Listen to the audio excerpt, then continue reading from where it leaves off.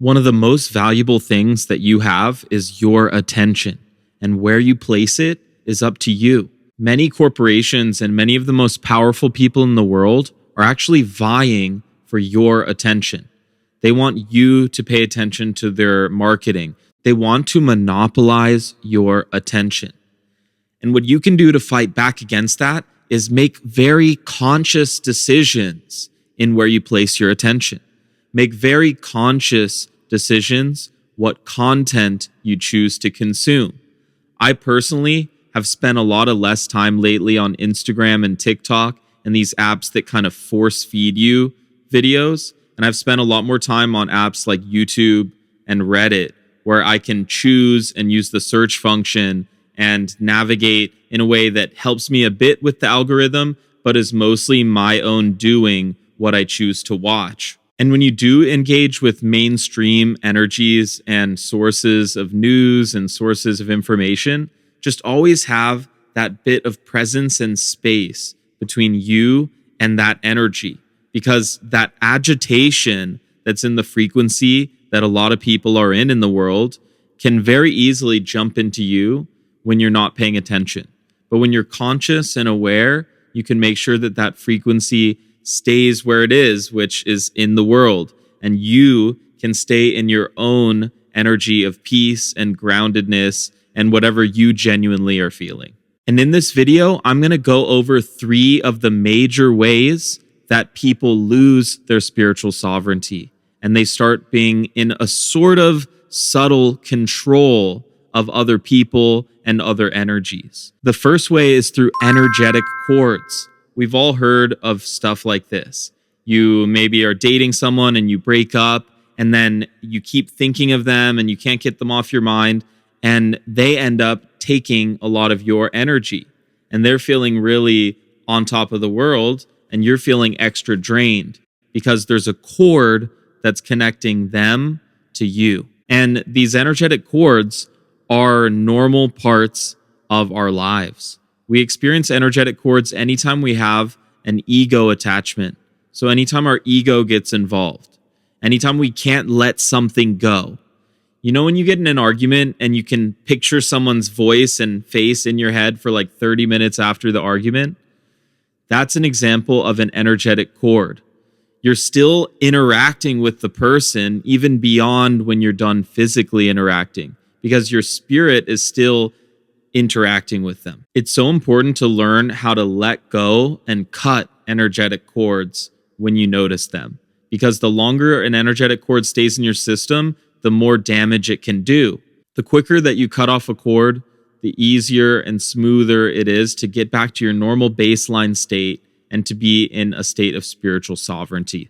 Energetic cords can also be between you and friends and family members that you have no intention of letting go of, but you still have some sort of clash in the relationship. And it can be really good to cut energetic cords even with people that are really close to you, and it'll only bring you closer if you are aligned to be close with that person. An energetic cord is not the thing that actually keeps you close with someone. It's the thing that keeps you energetically attached to them in a negative way. So if you cut that, then there's just more space for you to have a loving and authentic relationship with that person. The next thing that can drain your energy and can take away your spiritual sovereignty is getting stuck into groupthink paradigms. So groupthink paradigms are collective ideas. And when a lot of people in the collective conscious get into a certain idea, it becomes like a powerful magnet that draws other people in. And even if other people don't agree with every aspect of that groupthink, they tend to agree more so than not because they're in that energy. And you can fall into these groupthink paradigms without noticing it. And then you can start believing things that you don't truly believe deep down. And you can start behaving in ways that you don't truly align with, because you're aligning with a collective consciousness energy, which is an energy that many other people are going through at the same time. And it's almost like a magnet or a wave that's bringing other people with it. For groupthink paradigms, it's just really important to spend a lot of time having your own thoughts. Spend time being a little bit bored.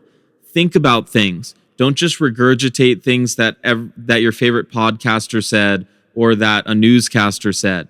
Just think about what you truly think about things and ask yourself, do I really agree with that anytime someone brings something up? You don't want to just fall into believing something just because it comes from a source that you tend to believe. You still want to have a nice, healthy skepticism with everything you read or hear and take time to back up what you know with research. Groupthink paradigms are not just thoughts in people's head. They're actually energetic containers within the collective consciousness. And the people that are a part of them are tuning in. It's almost like a radio station. And they share information through tuning in, and they share traits and qualities. And the third major way that people are influenced negatively and their spiritual sovereignty is taken away is by negative spiritual entities. And I don't mean this in a scary way, although it can get really intense sometimes. But this is actually a very commonplace thing.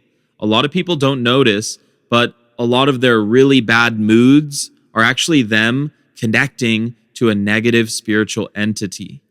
And the thoughts that they have in those really bad moods are not even their own thoughts. They come from this spiritual entity that is attempting to drain their energy through feeding them fearful thoughts or jealous thoughts or angry thoughts.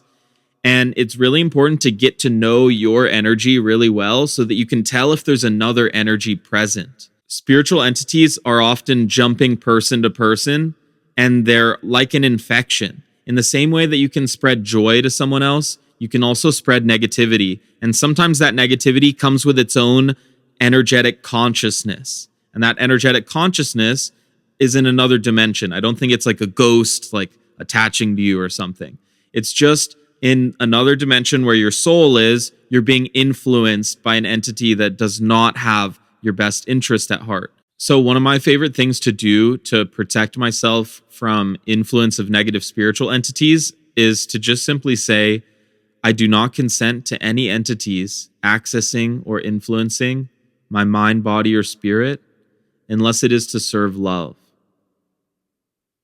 And if you say this with the right presence and an authentic tone, and you really mean it in your heart, then after you take a few breaths, you'll feel these bits and pieces and fragments of perspectives and mindsets that don't belong to you, and you'll feel them shift away, and you'll feel your own sense of reality and your authentic self gain another sense of clarity. This is not an 100% effective method. I'd say it's like 70% effective, because entities can very easily hide within your subconscious and can avoid any conscious commands that you make to your energy.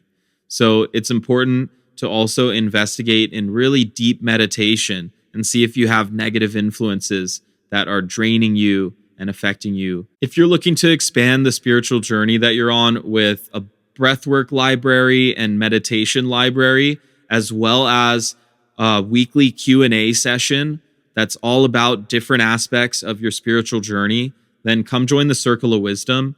It's a great place that you can learn how to awaken higher consciousness and connect with friends that are on a similar journey to you. You can also go deeper on your journey of spiritual sovereignty and learning how to take back control of your energy. So check us out at the links in the description. Thanks so much for watching, and I'll see you next time.